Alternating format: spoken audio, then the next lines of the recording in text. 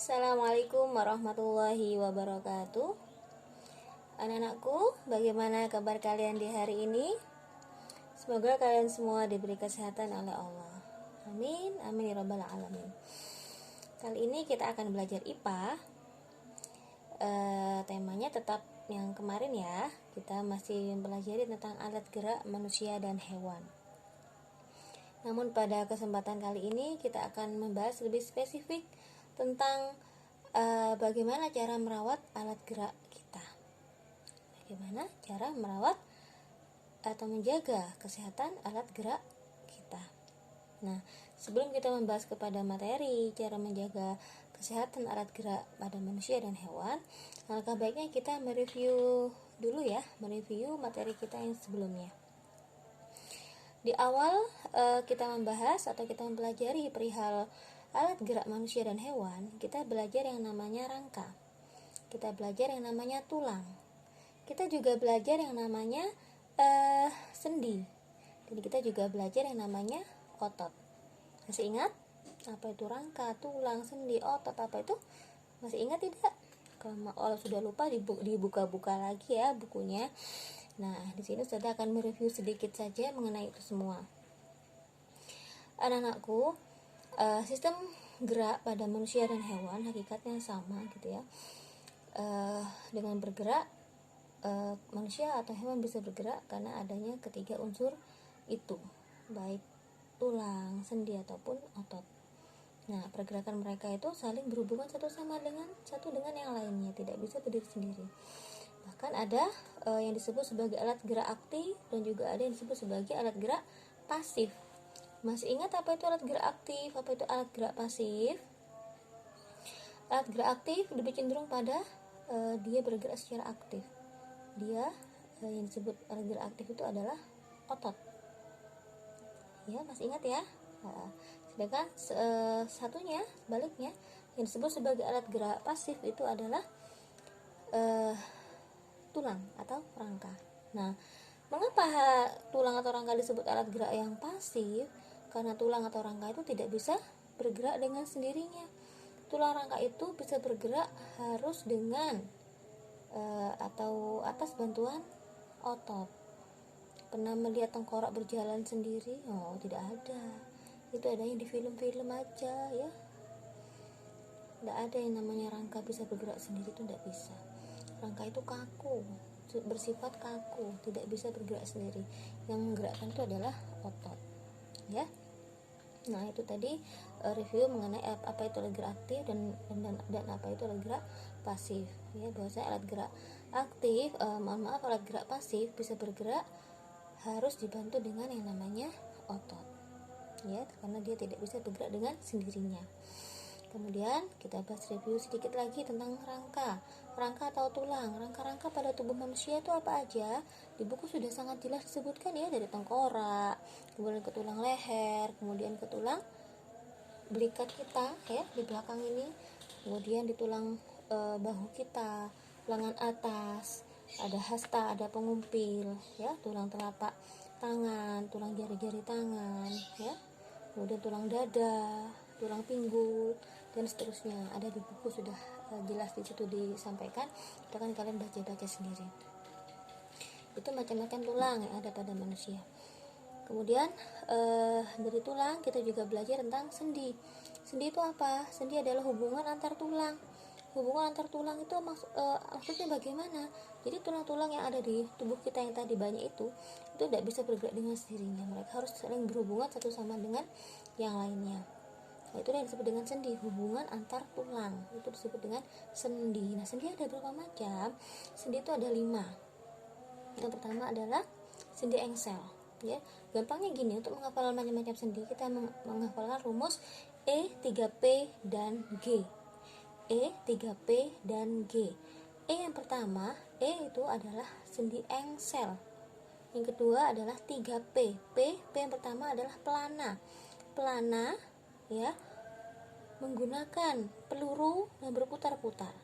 Jadi yang kedua adalah sendi pelana, yang ketiga adalah sendi peluru, dan yang keempat adalah sendi putar, baru yang kelima adalah sendi geser. Nah, sendi engsel itu sendiri apa ya, sendi engsel. Kalian tahu engselnya pintu? Engselnya pintu itu bagaimana? Coba ayo. Sudah pernah saya sampaikan ini di pertemuan sebelumnya sepertinya. Engselnya pintu, atau mungkin kalau di tubuh kita yang mana kita tunjukkan saja ya. Jadi sendi engsel itu adalah sendi atau hubungan antar tulang yang pergerakannya itu bergerak ke satu arah. Kira-kira contohnya apa ya? Nah, contohnya adalah tulang lengan atas kita. Tulang lengan atas kita, lengan atas ini ya. Nah, ada dua kan tulang di sini, mohon maaf. Ada tulang yang sebelah sini yang lurusnya ibu jari, ini ada tulang. Kemudian yang lurusnya kelingking juga ada tulang. Nah, yang disebut dengan tulang yang lurusnya ibu jari ini adalah tulang pengumpil, dan yang satunya adalah tulang hasta. Pengumpil dan hasta, tidak boleh kebalik ya. Lurusnya ibu jari adalah pengumpil, yang satunya adalah tulang hasta. Nah, sendi engsel adalah contohnya adalah nih, tulang lengan atas kita dengan sendi dengan tulang hasta. Ini terjadi pergerakan apa? Pergerakan ke satu arah, bisa begini, bisa gini ya. Ini sendi engsel, contoh sendi engsel lengan atas sama tulang hasta. Yang kedua adalah sendi plana. Sendi plana itu lebih kepada pergerakan yang ke satu arah. Mohon maaf, tadi satu arah ya. Sekarang yang sendi plana lebih kepada pergerakan yang dua arah. Dia bergeraknya ke dua arah. Contohnya apa? Ini tulang ibu jari. Ya, ini ibu jari kita ya. Dengan telapak tangan. Dia bergeraknya ke dua arah. Bisa begini, bisa begini, bisa begini. Ya, ini termasuk ini adalah contoh sendi plana, pergerakannya ke dua arah. Dan yang ketiga adalah sendi 3P, plana sudah. Yang ketiga berarti sendi peluru. Sendi peluru itu apa? Sendi yang pergerakannya ke semua arah. Contohnya nih, lengan atas dengan tulang belikat kita yang ini ya, entong-entong itu ya, belikat ya. Nah, bagaimana ke semua arah itu begini ya, dia bisa ke semua arah ya. Itu contoh adalah sendi peluru, pergerakannya ke semua arah. Dan yang keempat adalah sendi 3P, putar. P yang terakhir adalah sendi putar. Sendi putar pergerakannya adalah memutar. Contohnya adalah tulang leher kita dengan tulang tengkorak kita berputar-putar. Nah, ini adalah sendi putar. Dan yang terakhir adalah sendi geser. Itu pergerakan antar tulang di telapak kaki kita bergerak. Kalau diinjek itu enak loh, kalau lagi pegel tuh diinjek tuh telapak kaki tuh enak, karena terjadi pergerakan di tulang-tulang, pergerakan di pergelangan kaki ya. Itu mudah sekali.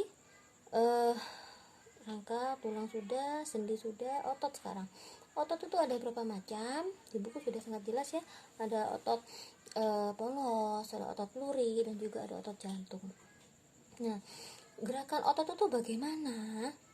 Ya, kita rasakan setiap hari.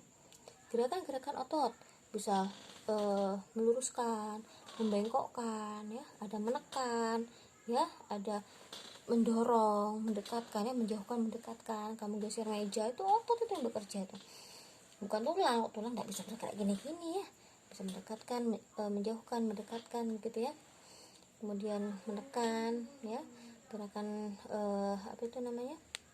macam gerakan otot yang di buku juga sudah dijelaskan sejelas-jelasnya.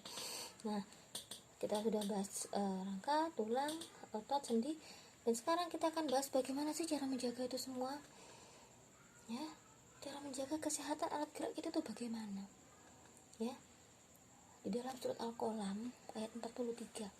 Kalian bisa buka buku IPA kalian ya. Di halaman 147. Di situ disebutkan di dalam surat Al-Qalam ayat 43. A'udzubillahi minasyaitonirrajim. Bismillahirrahmanirrahim. Khasyi'atan absaruhum tarhaquhum dhillah. Ya. Wa qad kanu yud'auna ila sujudi wa hum salimun. Sudah hafal ya kalian semua ya Al-Qalam ayat 43. Di situ tuh dijelaskan bahwasanya pandangan mereka tertunduk ke bawah, diliputi kehinaan, dan sungguh dahulu di dunia mereka telah diseru untuk bersujud waktu mereka sehat, tapi mereka tidak melakukan. Nah, inilah jawabannya.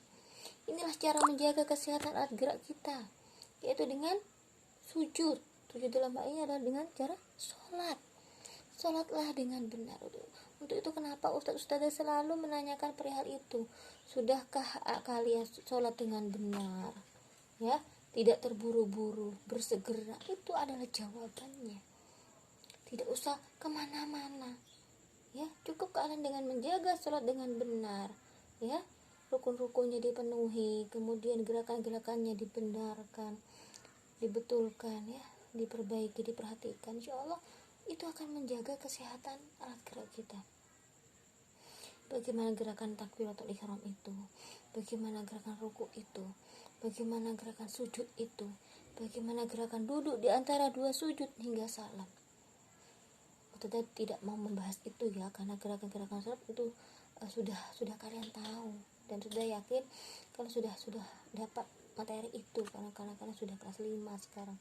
Tinggal bagaimana kalian bisa istiqomah menjalankannya dengan baik, dengan khusyuk, dengan tidak terburu-buru. Ya, lakukan itu dengan benar. Insya Allah itu adalah solusi, itu adalah jawaban cara kita menjaga alat gerak manusia dan hewan gitu.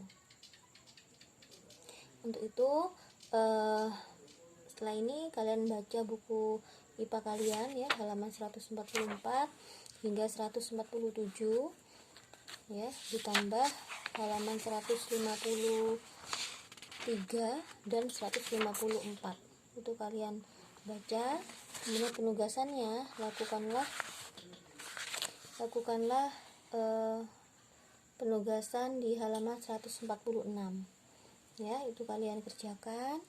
Dan setelah itu untuk penugasan bahasa Indonesia dari yang kalian baca di halaman 153, kalian mencari ide pokoknya ya, lagi-lagi ide pokok pembahasan bahasa Indonesia kita. Carilah ide pokok di setiap paragraf ya, di halaman 153 sampai 154. Itu saja yang bisa kita sampaikan. Jazakumullah khair. Assalamualaikum warahmatullahi wabarakatuh.